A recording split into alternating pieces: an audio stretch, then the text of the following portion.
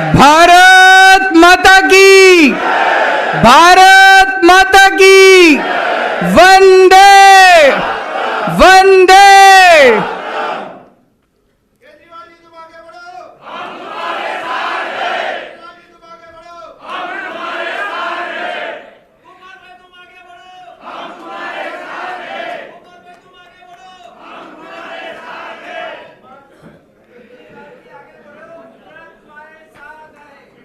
आप सबका बहुत बहुत शुक्रिया। इतनी बड़ी संख्या में आज इस हॉल में वकील साथी मौजूद हैं। आप सब लोग आए समय निकाल के, अपना कीमती समय निकाल के। मैं तहे दिल से आप सब लोगों का शुक्रिया अदा करता हूं। वकील बहुत पावरफुल होते हैं, बहुत शक्तिशाली होते हैं, और सारे वकील अगर इकट्ठे हो जाएं और ठान लें तो किसी भी पार्टी को जिता सकते हैं और किसी भी पार्टी को हरा सकते हैं।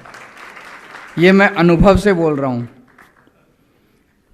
जब हम अपना पहला चुनाव लड़े थे दिल्ली में, तो कुछ ऐसा संयोग बना कि भारतीय जनता पार्टी ने दिल्ली में किरण बेदी को अपना सीएम कैंडिडेट डिक्लेयर कर दिया। किरण बेदी से वकीलों का कोई पुराना लफड़ा था। कोई कभी किरण बेदी जी पुलिस में थी, कोई कभी वकीलों के प्रोटेस्ट पे उन्होंने लाठीचार्ज वगैरह कराया था कई साल पहले। तो तब से वकील उसको अपने मन में लेके बैठे थे कि इनको सबक सिखाएंगे। तो जब बीजेपी ने डिक्लेयर किया किरण बेदी जी को अपना सीएम कैंडिडेट, तो सारी अलग अलग बार के लोग मुझसे मिलने के लिए आए। उन्होंने कहा सर हम आपको सपोर्ट करेंगे, हम इनको हराएंगे। और सारे वकील इकट्ठे हो गए दिल्ली के, और उन्होंने अपनी टीम्स बनाई, जाके डोर टू डोर प्रचार किया। और किरण बेदी जी खुद, उनकी सीएम कैंडिडेट भी हमारे एक छोटे से नेता से हार गई। तो अब 2 महीने के बाद चुनाव है। मैं लीपापोती नहीं करूंगा, सीधे बोलूंगा मैं आप लोगों का समर्थन मांगने के लिए आया हूं, आप लोगों से सहायता मांगने के लिए आया हूं। अगर गुजरात के सारे वकील इकट्ठे हो जाएं, वकील जो है उनका वर्ड ऑफ माउथ जो है वो बड़ा स्ट्रांग होता है। जो बोलते हैं, आपस में बोलते हैं, 10 लोगों से बात करते हैं दिन में, इतने सारे क्लाइंट्स आते हैं, सबसे बात करते हैं, वो वर्ड ऑफ माउथ बड़ा स्ट्रांग होता है। अगर सारे वकील इकट्ठे हो जाएं, सारे वकील साथ दें, तो 27 साल का भाजपा का शासन खत्म हो सकता है और गुजरात के अंदर भी एक ईमानदार आम आदमी पार्टी की सरकार आ सकती है। आप पूछेंगे आपको वोट क्यों दें? मैं आपको एक्सप्लेन करूंगा कि आपको आम आदमी पार्टी को वोट क्यों देना चाहिए। सबसे पहले तो वकीलों के लिए दिल्ली में हमने क्या किया। दिल्ली में हमारी सरकार आने के बाद वकीलों के साथ हमारी सीरीज ऑफ मीटिंग्स हुई। अभी तक मैं ये समझता था कि दिल्ली के अंदर हमने वकीलों के लिए जो किया वो सबसे बेस्ट किया। अभी अभी मुझे पता चला शायद केरला वाले हमसे 2 कदम आगे निकल गए हैं।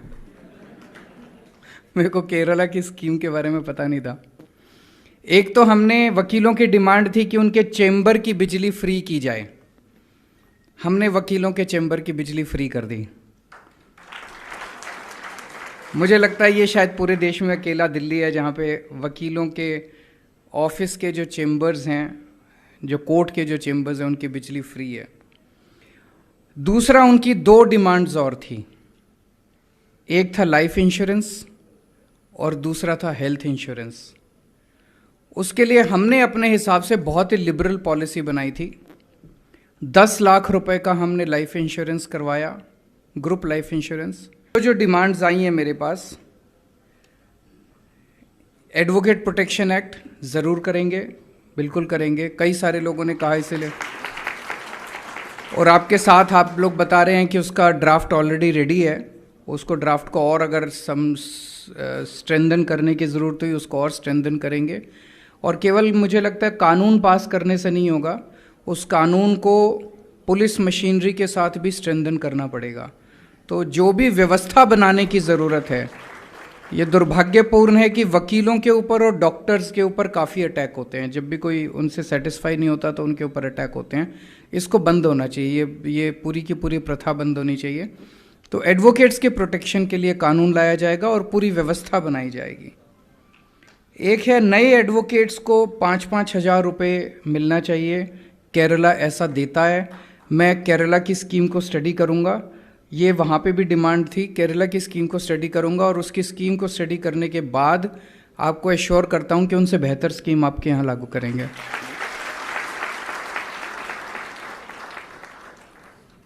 एक अरविंद ठाकुर जी ने कहा कि चेम्बर्स की कमी है, चेम्बर्स और बनने चाहिए, लोग बाहर बैठते हैं। ज़रूर और चेम्बर्स बनाएंगे। इन चीज़ों में ज़्यादा खर्चा नहीं आता, मैंने देखा है। जैसे हेल्थ इंश्योरेंस और लाइफ इंश्योरेंस देने का टोटल खर्चा दिल्ली सरकार का 40 से 50 करोड़ रुपए साल का आता है। 40-50 करोड़ रुपए किसी भी बड़ी सरकार के लिए कोई बहुत छोटा सा अमाउंट है। इसीलिए ये जितनी आपकी डिमांड्स हैं, इन डिमांड्स के कोई इम्प्लीमेंट करने में कोई बहुत ज़्यादा खर्चा नहीं है। एक किसी ने कहा 169 एडवोकेट्स का कुछ मामला वो अटका हुआ है, आपके पक्ष में निर्णय लेंगे हम लोग। लेडीज़ अपने बच्चों को छोड़ के आती हैं, मैडम ने बोला था कि तो उनके लिए क्रैश, उनके लिए सुविधाएं होनी चाहिए। ऐसी सुविधाएं करेंगे कि आपको पसंद आएगी। ऐसा नहीं होगा कि लीपापोती करेंगे। हम जो भी करते हैं दिल से करते हैं, फिर हम इम्प्लीमेंट करते हैं। हमारी खासियत यही है कि जो करते हैं उसका इम्प्लीमेंटेशन लास्ट तक हम इम्प्लीमेंटेशन को देखते हैं। एक डिमांड है सबकी कि 10 साल पूरे होने पे ऑटोमेटिक नोटरी का वो मिलना चाहिए। ज़रूर करेंगे, बिल्कुल करेंगे।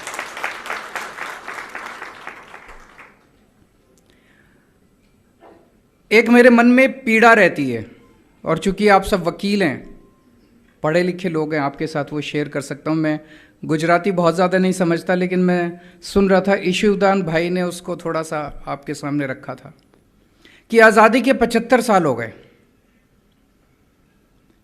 75 साल किसी भी देश के इतिहास में कोई बहुत लंबा पीरियड नहीं होता, लेकिन कोई बहुत छोटा पीरियड भी नहीं होता। इन 75 सालों में कई देश हमसे आगे निकल गए।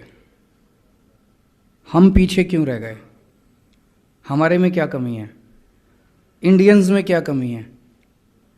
मैं हमेशा कहता हूं कि जब भगवान ने सृष्टि बनाई, इंसान को बनाया, तो सबसे इंटेलिजेंट और सबसे मेहनती लोग उसने भारत में बनाए। इंडियंस सबसे इंटेलिजेंट हैं। आप पूरी दुनिया में कहीं उठा के देख लो, ये कंपनी, वो कंपनी, मल्टीनेशनल कंपनीज जितनी हैं, ऊपर नंबर 1, 2, 3 कहीं ना कहीं आपको एक इंडियन बैठा हुआ मिलेगा। हमारे देश के अंदर सिस्टम इतना खराब है कि हमारे देश में आते हैं तो सब गड़बड़ हो जाता है। हम पीछे क्यों रह गए? भगवान ने इंडिया को देने में कोई कसर नहीं छोड़ी। जब भगवान ने पृथ्वी बनाई तो सबसे खूबसूरत जगह भारत को बनाया। सोने की चिड़िया, पहाड़ दिए, नदियां दी, जड़ी बूटियां दी, सारी फसलें दी, सारे मिनरल ओर्स दिए, समुद्र दिया। क्या कसर छोड़ी भगवान ने? कोई कसर नहीं छोड़ी। फिर हम पीछे क्यों रह गए? हमारे बाद कई देश हमारे बाद आज़ाद हुए, वो हमसे, सिंगापुर 15 साल बाद आज़ाद हुआ, वो हमसे आगे निकल गया। जापान सेकेंड वर्ल्ड वॉर में तहस नहस हो गया था, वो हमसे आगे निकल गया। जर्मनी सेकेंड वर्ल्ड वॉर में हमसे तहस नहस हो गया था, वो हमसे आगे। हम पीछे क्यों रह गए? हमारे में क्या कमी है? मुझे यह लगता है कि एक चीज ऐसी है, बहुत कुछ करने की जरूरत है। एक चीज ऐसी है जिसे अगर हम वॉर फुटिंग के ऊपर करें, मिशन मोड में करें, तो भारत को बहुत जल्दी गरीबी से बाहर निकाला जा सकता है। भारत एक अमीर देश बन सकता है, डेवलप्ड कंट्री बन सकता है, और वो है शिक्षा। ये मैं अपने अनुभव से कह रहा हूं, या भाषण के बेसिस पे नहीं कह रहा। आज जब मैं कहता हूं कि मैं अच्छी शिक्षा दूंगा, फ्री में शिक्षा दूंगा, तो मेरा मजाक उड़ाते हैं, कहते हैं केजरीवाल फ्री की रेवड़ी बांट रहा है। अच्छी शिक्षा और फ्री शिक्षा देना फ्री की रेवड़ी नहीं है। अच्छी शिक्षा देना और फ्री शिक्षा देना राष्ट्र निर्माण का सबसे बड़ा काम है। दिल्ली के अंदर जब हमारी सरकार बनी थी, दिल्ली में सरकारी स्कूलों का बहुत बुरा हाल था। 18 लाख बच्चे पढ़ते हैं दिल्ली में सरकारी स्कूलों के अंदर। कोई भविष्य नहीं था इनका। दीवारें टूटी पड़ी थी, छत टूटी पड़ी थी, डेस्क थे नहीं, जमीन पे बैठते थे, रिजल्ट सारे फेल होते थे बच्चे। आज उन्हीं सरकारी स्कूलों को हमने शानदार बना दिया। प्राइवेट स्कूलों से भी ज्यादा अच्छे हो गए हैं सरकारी स्कूल। पिछले साल 4 लाख बच्चों ने अपने नाम प्राइवेट स्कूल से कटा के सरकारी स्कूल में भर्ती हुए हैं। ये चमत्कार से कम नहीं है। मैं एक क्लास में गया, मैंने क्लास में बच्चों से पूछा कि आप में से कौन कौन प्राइवेट स्कूल से नाम कटा के आया है। तो कुछ बच्चे खड़े हुए। फिर मैंने एक बच्चे से पूछा, कौन से स्कूल से नाम कटा के आए हो? उसने कहा Saint Columbus. Saint Columbus Delhi का सबसे बढ़िया प्राइवेट स्कूल माना जाता है। लोग उसमें एडमिशन कराने के लिए लंबी लंबी लाइनें होती है वहाँ पे। सेंट कोलंबस का बहुत बड़ा नाम है दिल्ली के अंदर। सेंट कोलंबस से लोग अपना नाम कटा के दिल्ली के सरकारी स्कूल के अंदर अगर भर्ती करा रहे हैं, इससे बड़ा सर्टिफिकेट और क्या मिलेगा। पिछले साल दिल्ली के हमारे सरकारी स्कूलों के नतीजे 99.7% बोर्ड के पेपर में नतीजे आए हैं। अब हमारे जो बच्चे निकल रहे हैं, किसी का एडमिशन की इस आईआईटी में हो रहा है, किसी का इंजीनियरिंग में हो रहा है, किसी का मेडिकल में हो रहा है। एक रिक्शे वाले का बच्चा है, वो आईआईटी के अंदर कंप्यूटर साइंस पढ़ने जा रहा है। एक प्लम्बर का बेटा है, वो आईआईटी के अंदर केमिकल इंजीनियरिंग पढ़ने जा रहा है। इस साल 450 बच्चों का आईआईटी के अंदर एडमिशन हुआ है। आईआईटी के अंदर एडमिशन आसान थोड़ी होता है। 450 के करीब, 425 से 450 बच्चों का नीट के अंदर एडमिशन हुआ है, मेडिकल के अंदर एडमिशन हुआ है। आप सोच के देखो, वो रिक्शा वाला मुश्किल से 10 से 15 हज़ार रुपये महीना कमाता होगा। उसके बेटे का आईआईटी में एडमिशन हो गया। बेटा जब निकलेगा, उसकी 3-4 लाख रुपए महीने की स्टार्टिंग सैलरी होगी आईआईटी के बाद। उस एक परिवार की तो गरीबी दूर हो गई। अगर हम अपने सारे बच्चों को अच्छी शिक्षा दे दी, तो सोच के देखो कि सबकी गरीबी दूर हो सकती है। एक पीढ़ी के, इन 1 generation, in next 5 to 10 years हम गरीबी दूर कर सकते हैं। हमारे देश में 18 करोड़ बच्चे सरकारी स्कूलों में पढ़ते हैं। टोटल पूरे देश में 18 करोड़ बच्चे सरकारी स्कूलों में पढ़ते हैं। आज एक ट्रेंड चल पड़ा है पूरे देश के अंदर, जो बड़ा खतरनाक ट्रेंड है। एक के बाद एक सरकारें जो हैं सरकारी स्कूल बंद करती जा रही हैं, सरकारी स्कूल बंद करती जा रही हैं। आपने अगर सरकारी स्कूल बंद कर दिए, एक गरीब आदमी अपने बच्चों को कहाँ भेजेगा? उसके पास तो पैसे नहीं है, वो अगर प्राइवेट स्कूल में भेज नहीं सकता। ये 18 करोड़ बच्चे जिन स्कूलों में पढ़ते हैं आज, उनकी भी कबाड़ खाने से अच्छी हालत नहीं है, फिर भी भेजते हैं, मजबूरी में भेजते हैं। वो भी अगर आप बंद कर दोगे, 18 करोड़ बच्चे अनपढ़ रह जाएंगे हमारे देश के अंदर। कहाँ का विश्व गुरु, कहाँ का नंबर 1? हमारा देश शक्तिशाली बनेगा, सर्वश्रेष्ठ बनेगा, विश्व गुरु बनेगा, नंबर 1 बनेगा, जब हम अपने हर बच्चे को अच्छी से अच्छी शिक्षा देंगे, तभी हमारा देश आगे बढ़ सकता है। और दिल्ली में 5 साल में अगर हो सकता है, मुझे लगता है पूरे देश में भी 5 साल के अंदर हो सकता है। ये कोई बड़ी बात नहीं है। अगर हम सारे लग जाएं, सारी सरकारें मिलकर लग जाएं, तो हो सकता है। दिल्ली के अंदर किया, पंजाब के अंदर शुरू कर दिया हम लोगों ने। 100 स्कूल तैयार हो जाएंगे अगले 5-7 महीने, और उसके बाद उसको मॉडल बना के सारे स्कूलों को ठीक करेंगे। अगर आप हमें एक मौका दोगे तो गुजरात के भी सारे स्कूल शानदार बना देंगे।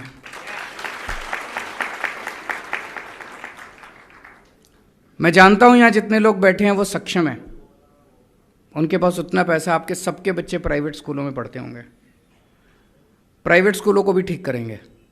उन्होंने भी गुंडागर्दी मचा रखी है दिल्ली में, उनको फीस नहीं बढ़ाने दी हमने। अभी आ रहा हूं, मैं उसी पे आ रहा हूं। प्राइवेट स्कूलों ने भी गुंडागर्दी मचा रखी है दिल्ली में। बड़ा इंटरेस्टिंग हुआ, हमने प्राइवेट स्कूलों का, आते ही हमारी सरकार ने सारे प्राइवेट स्कूलों का ऑडिट करवाया, फाइनेंशियल ऑडिट। प्राइवेट स्कूलों की कानून है, प्राइवेट स्कूल एक तरह से ट्रस्ट होता है। Private school can not earn profit and they can not save money. आपसे जो फीस लेते हैं वो फीस बच्चे की पढ़ाई पे खर्च होनी चाहिए, वो उसको सेव नहीं कर सकते। ऑडिट में निकल के आया कुछ स्कूलों का 50 करोड़ का एफडी बना रखा है, 40 करोड़ का एफडी बना रखा है, 30-30 करोड़ का एफडी बना रखा है। और यहां ज्यादा होगा, यहां तो 27 साल की सरकार है। 30-30, 40-40, और वो सबसे नामी स्कूल, दिल्ली के सबसे बड़े स्कूल, उनके एफडी तुड़वा के हमने बच्चों की फीस वापस कराई, लोगों के बैंक अकाउंट में पैसे। भारत के इतिहास में पहली बार हुआ होगा कि स्कूलों ने फीस वापस की। स्कूल तो फीस लेते हैं, स्कूलों ने फीस वापस की। और उसके बाद हमने कानून बना दिया कि सरकार की मर्जी के बिना कोई स्कूल फीस नहीं बढ़ाएगा। 2-4 को छोड़ के 7 साल से किसी की फीस नहीं बढ़ी अभी तक दिल्ली के प्राइवेट स्कूलों में। तो पहली चीज तो ये, प्राइवेट स्कूलों को डिसिप्लिन करेंगे, ठीक करेंगे, किसी को नाजायज फीस नहीं बढ़ाने देंगे, सबका ऑडिट कराएंगे। दूसरी चीज, मैं आपको एश्योर करता हूं 5 साल में गुजरात के सरकारी स्कूल इतने अच्छे कर देंगे, यहां बैठे हुए 70 से 80% लोग अपने बच्चों के नाम प्राइवेट से कटा के सरकारी स्कूलों में भर्ती कराएंगे। दूसरी इंपॉर्टेंट चीज है हेल्थ और एजुकेशन, ये सबसे इंपॉर्टेंट है। आज इतना महंगा हो गया इलाज कराना, इतना महंगा हो गया इलाज कराना कि आपको छोटी सी बीमारी हो जाए, डॉक्टर के पास चले जाओ, 3-4 हज़ार रुपये से कम का तो बिल आता ही नहीं है। और भगवान ना करे अगर बड़ी बीमारी हो जाए तो 8-10 लाख रुपए का बिल आ जाता है किसी भी सामान्य से हॉस्पिटल के अंदर। आदमी तो लुट जाता है, तनख्वाह है नहीं, तनख्वाह बढ़ नहीं रही है। दिल्ली में हमने सबका इलाज, चाहे गरीब हो चाहे अमीर हो, 2 करोड़ लोग दिल्ली में रहते हैं, सबका इलाज हमने, सारा इलाज मुफ्त कर दिया। कितना भी खर्चा आए, अगर आपको छोटा सा बुखार है, मोहल्ला क्लिनिक बना दिए गली गली के अंदर। आप मोहल्ला क्लिनिक में जाइए, डॉक्टर फ्री, टेस्ट फ्री, इलाज फ्री, और शानदार मोहल्ला क्लिनिक है। ऐसा मोहल्ला क्लिनिक तो एक तरह से सरकारी डिस्पेंसरी हुई। लेकिन ग्रेटर कैलाश जो दिल्ली की सबसे पॉश कॉलोनी है, वहाँ पे 2 मोहल्ला क्लिनिक है। एक बार मैं सड़क से गुजर रहा था, सड़क से गुजरते हुए अगर मुख्यमंत्री कह के जाए ना कि आज मैं देखने आऊँगा, तो सब कुछ ठीक हो जाता है, फिर उस विजिट का कोई फ़ायदा नहीं है। मैं सड़क से गुजर रहा था, मैं गाड़ी रोकी, मैं एक मोहल्ला क्लिनिक में घुस गया। वहाँ पे इतने संभ्रांत और इतने अमीर घरों की महिलाएं उस मोहल्ला क्लिनिक में इलाज कराने आई हुई थी। मैंने उनसे पूछा, उन्होंने कहा जी डॉक्टर बड़ा अच्छा है और सारा इलाज मुफ्त होता है, सब कुछ, सारे टेस्ट मुफ्त होते हैं, सारी दवाइयाँ मुफ्त मिलती हैं, सारा इलाज मुफ्त होता है वहाँ से। और अगर आपको कोई बहुत बड़ी बीमारी हो जाए, भगवान ना करे 10 लाख, 20 लाख, 30 लाख का खर्चा आए, वो भी सारा दिल्ली सरकार देती है, सारा इलाज मुफ्त। और सरकारी अस्पतालों को हमने प्राइवेट से भी ज़्यादा अच्छा कर दिया। तो मुझे लगता है कि ये सरकार की जिम्मेदारी है, इसको फ्री की रेवड़ी नहीं कहना चाहिए। शिक्षा और स्वास्थ्य, अच्छी शिक्षा, इंग्लैंड के अंदर सबका इलाज मुफ्त है, सबका इलाज मुफ्त है। 37 कंट्रीज हैं जहां पे शिक्षा, हर बच्चे को मुफ्त शिक्षा मिलती है। अमेरिका में हर बच्चे के लिए मुफ्त शिक्षा का इंतजाम है, इंग्लैंड के अंदर है, जापान के अंदर है। वो लोग अमीर हैं इसलिए शिक्षा मुफ्त नहीं है, उन्होंने अपने बच्चों को मुफ्त शिक्षा दी इसलिए वो अमीर बने। हम भी अगर अपने बच्चों को अच्छी शिक्षा देंगे तो अमीर बनेंगे। ऐसे ही ढेरों देश ऐसे हैं जो अपने सारे नागरिकों को फ्री स्वास्थ्य सेवाएं देते हैं। दिल्ली में दी, गुजरात के भी 6.5 करोड़ लोगों के लिए हम मुफ्त स्वास्थ्य सेवाओं का इंतजाम करेंगे। आपके लिए सरकारी अस्पताल, गांव-गांव के अंदर मोहल्ला क्लिनिक, शहर के अंदर, कॉलोनी के अंदर मोहल्ला क्लिनिक बनाएंगे। आप कहेंगे पैसा कहाँ से आएगा? पैसे की कमी नहीं है। ये जो हवा बनाते हैं ना, हवा बनाते हैं, लोन लेते हैं, घाटा हो गया, फलाना हो गया, ढिमका हो गया, पैसे नहीं है सरकार के, बहुत पैसे हैं। इनको अपने लिए हवाई जहाज खरीदना हो तो पैसे हैं, इनको अपने लिए बंगला बनाना हो तो पैसे हैं, गाड़ी बड़ी लेनी हो तो पैसे हैं, जनता कुछ भी मांग ले तो पैसे नहीं है। हैं जी?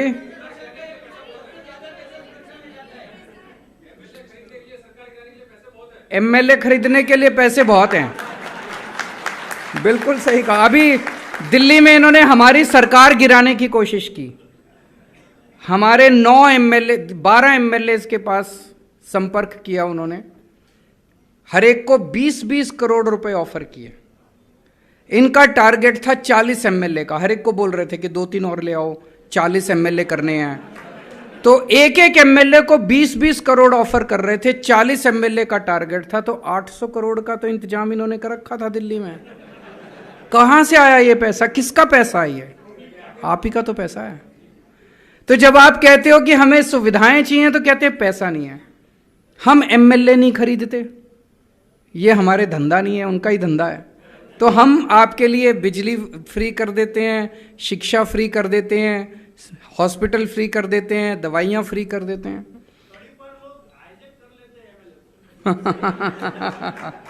तो भ्रष्टाचार खत्म करेंगे। भ्रष्टाचार खत्म करने से इतना पैसा बचेगा, इतना पैसा बचेगा। और भ्रष्टाचार, आज एक ही पार्टी है पूरे देश के अंदर जो कट्टर ईमानदार पार्टी है। अभी आप लोगों ने सुना होगा पंजाब के अंदर हमारा अपना एक मिनिस्टर, उसकी रिकॉर्डिंग निकल के आई कि वो किसी से पैसे मांग रहा था। भगवंत मान ने आव देखा ना ताव, उसने उसको सीधे जेल भेज दिया, हमारे अपने मिनिस्टर को। ये कभी अपने वालों पे कोई एक्शन नहीं लेते, दूसरे वालों पे सीबीआई ईडी कराते हैं। हमने पहले अपने वाले को भेजा कि हम भ्रष्टाचार बर्दाश्त नहीं करते, हमारा भी कोई भ्रष्टाचार करेगा तो उसको जेल भेजेंगे। आज दिल्ली के अंदर और पंजाब के अंदर किसी भी सरकारी दफ्तर के अंदर कोई भी काम बिना पैसे के होता है। आपको चाहे लाइसेंस बनवाना है, आपको चाहे राशन कार्ड बनवाना है, आपको बिजली का कनेक्शन लेना है, आपको पानी का कनेक्शन लेना है, आपको पेंशन लगवानी है, कोई भी काम कराना है, आपको कोई किसी को रिश्वत देने की ज़रूरत नहीं है, बिना पैसे के काम होता है। तो भ्रष्टाचार मुक्त शासन देंगे, बहुत पैसा बचेगा। अभी 3.5 लाख करोड़ का कर्जा है गुजरात के अंदर। 5 साल दे दो, इन 5 साल में। पहले दिल्ली पे भी बहुत कर्जा था। आज पिछले साल की सीएजी की रिपोर्ट आई है, उस रिपोर्ट में लिखा है कि दिल्ली पे अब एक भी पैसे का कर्जा नहीं है और दिल्ली का बजट नफे में आ रहा है, पॉजिटिव बजट आ रहा है। ये फायदा है पढ़ा लिखा आईआईटी के इंजीनियर को सीएम बनाने का।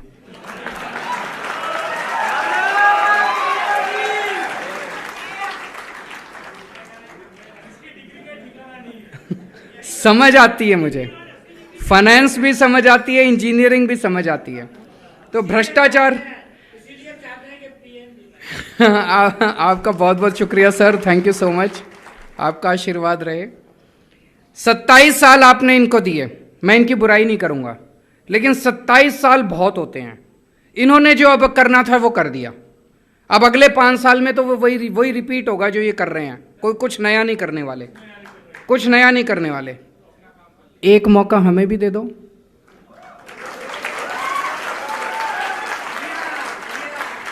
एक मौका दे के देख लो, बदलाव तो होना ही चाहिए ना, चेंज तो होना ही चाहिए।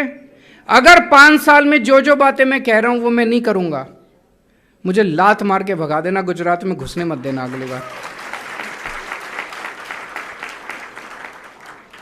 एक मौका दे दो।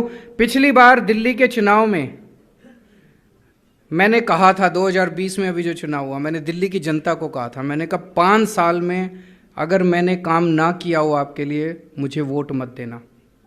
ये कहने के लिए जिगरा चाहिए। ये लोग क्या करते हैं, हर 5 साल बाद आते हैं, कहते हैं एक मौका और दो। इनके मौके पूरे ही नहीं होते, जिंदगी बीत जाती है, हर 5 साल के बाद आके कहते हैं एक और दे दो, बस एक और दे दो। हम कहते हैं पिछले 5 साल में अगर काम नहीं किया तो हमें। आज मैं आपके सामने बड़ा स्टेटमेंट देके जा रहा हूं। आपके दिल्ली में दोस्त होंगे, रिश्तेदार होंगे, चाहे किसी भी पार्टी के हो, मैं चैलेंज करता हूं, आप उसको फोन करके पूछ लेना क्या केजरीवाल अच्छा काम कर रहा है। अगर वो कहे नहीं कर रहा, मुझे वोट मत देना गुजरात में। दिल्ली की जनता खुश है हमसे, दिल्ली की जनता प्यार करती है हमसे। एक टाइम ऐसा था जब वकील जो हैं दिल्ली के 70-80% वकील जो हैं वो भाजपा के लॉयल थे। आज दिल्ली के 70-80% वकील जो हैं वो केजरीवाल के साथ हैं। वो हमें प्यार करते हैं क्योंकि हम उनका ख्याल रखते हैं। हैं जी? हाँ, आप भी प्यार करते हैं हमसे। Thank you so much. आप सब लोगों का बहुत बहुत शुक्रिया। एक ही रिक्वेस्ट है, मीडिया बहुत कुछ दिखा नहीं पा रहा, उनकी मजबूरी है।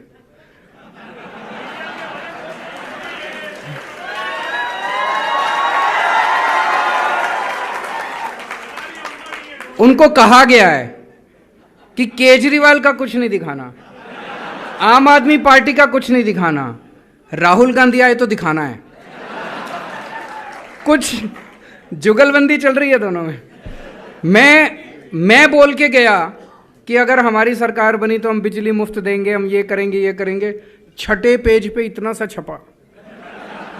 उसके बाद राहुल गांधी जी आए और वो बोल के गए, फ्रंट पेज पे गुजरात के सारे अखबारों के अंदर छपा। जबकि आज की डेट में तीसरे नंबर पे कांग्रेस हो चुकी है, हम सेकंड पे तो आ चुके हैं।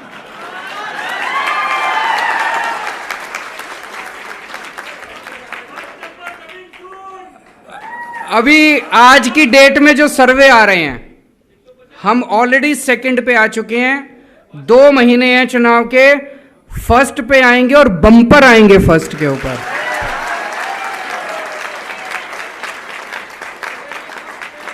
दिल्ली वालों ने पहले रिकॉर्ड बनाया था, 70 में से 67 सीट दी थी। फिर पंजाब ने रिकॉर्ड बनाया, 117 में से 92 सीट्स दी थी। अब गुजरात दोनों का रिकॉर्ड तोड़ने वाला है। भारत माता की।